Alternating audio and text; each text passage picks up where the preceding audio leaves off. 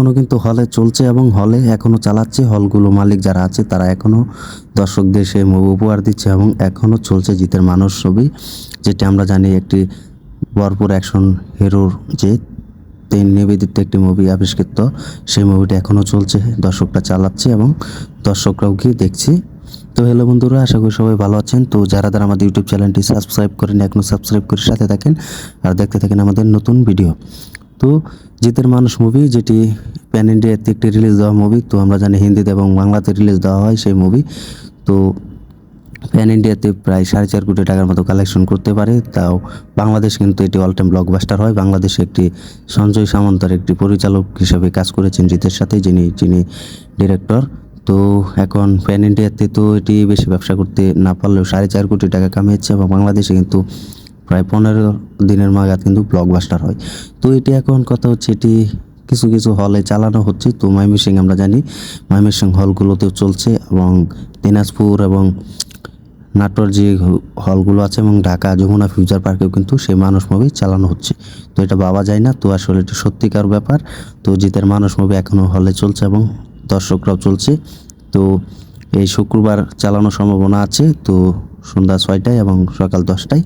তো এটি জিত বলেই সম্ভব। তো জিতের মুভি এখনও দেখছে বাংলাদেশে যে দর্শকরা আছে, জিতের ফ্যানরা আছে, তারা কিন্তু জিতের এই মানুষ মুভি এখনও হলে গিয়ে দেখছে এবং হলগুলো যে মালিকরা আছে সেই মালিকগুলো এই মানুষ মুভি হলে চালাচ্ছে এবং ভালো ব্যবসা করতে পারছে। তো জিতার থেকে তো এটাই আশা, এর থেকে আর কি বেটার হতে পারে। তো জিত আছে বলেই তো আমরা বাংলাদেশে এই মানুষ মুভির মতো দেখতে পারি এবং অ্যাকশন ভরপুর মুভি দেখতে পারি।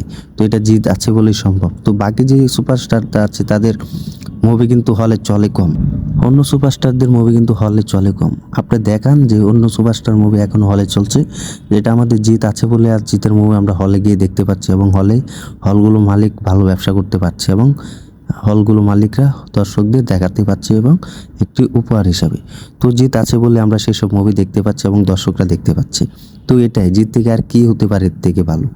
তো আমি বলবো জিত আছে বলে আমরা নতুন নতুন মুভি দেখতে পাই এবং বলিউডে যে অ্যাকশন ভরপুর মুভি তৈরি হয় এবং মুক্তি দেওয়া হয়, ভাবতাম যদি সেই মুভিগুলো আমাদের বাংলায় দেখতে পেতাম তাহলে অনেক ভালো হতো। তো সেই মুভি দেখতে পাচ্ছি, আফসোস দেখতে পাচ্ছি, অ্যাবসলিউটলি আমরা সেই মুভি দেখতে পাচ্ছি। একমাত্র জিতেই সেই মুভি উপহার দিচ্ছে আমাদের।